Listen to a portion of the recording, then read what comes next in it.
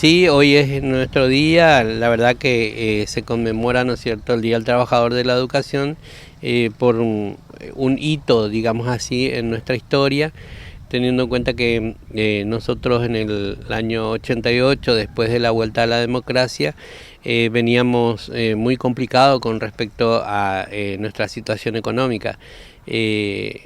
Lamentablemente nuestro trabajo, ¿no es cierto?, nunca fue bien remunerado y en esa época estábamos muy por debajo de la línea de la pobreza. Veníamos reclamando a nivel nacional reuniones para poder discutir nuestro salario, no éramos escuchados.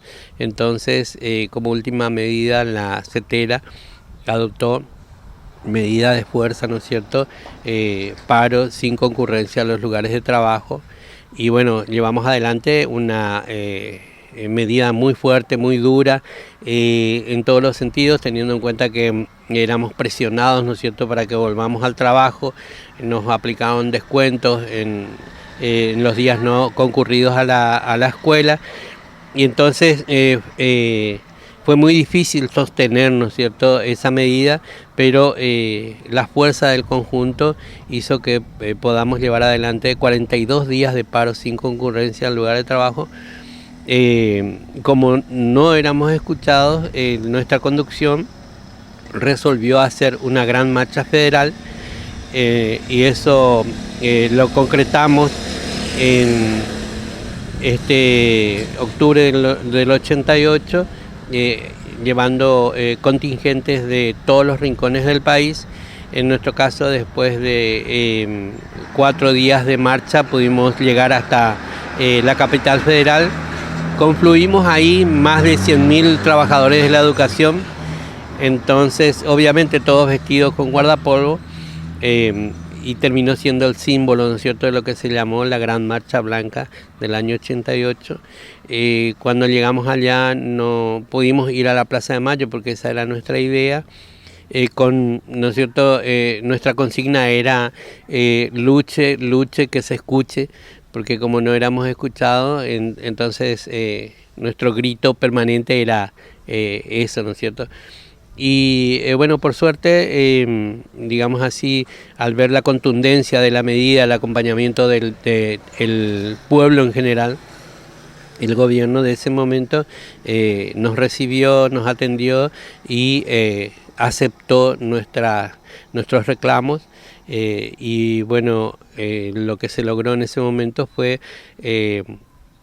paritaria nacional. Si bien no se llamaba en ese momento paritaria nacional, pero sí se acordó una comisión que iba a hacer la revisión, ¿no es cierto?, de el salario de los docentes de todo el país, y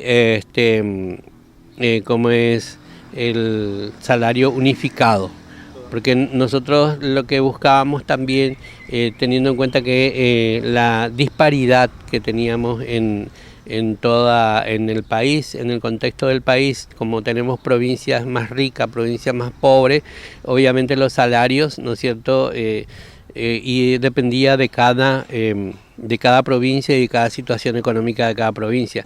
Entonces la CETERA lo que buscaba era poner un piso para el país. Entonces ninguna provincia, por más pobre que sea, no podía ganar por debajo de ese piso. Esa era, digamos así, el lineamiento general que movía a la CETERA a hacer esto, porque cada vez que nosotros nos juntamos en reuniones en CETERA, los planteos eran diferentes, porque obviamente algunos estaban peleando, supongamos, por reivindicaciones en cuanto al estatuto, y otros íbamos por el salario. Claro. Entonces había una gran disparidad con respecto a lo que ganaban los docentes de las provincias más ricas y los docentes de las provincias más pobres.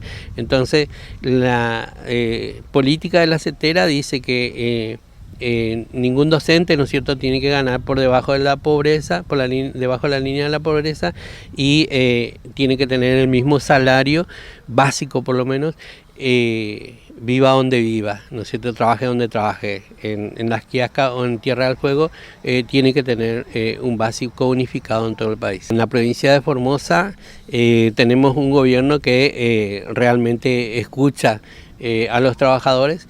Imagínate vos que nosotros no tenemos necesidad de hacer medidas de fuerza. Eso para nosotros como dirigente sindical es un gran alivio. Ahora estamos por cobrar el 44% de aumento de nuestro salario.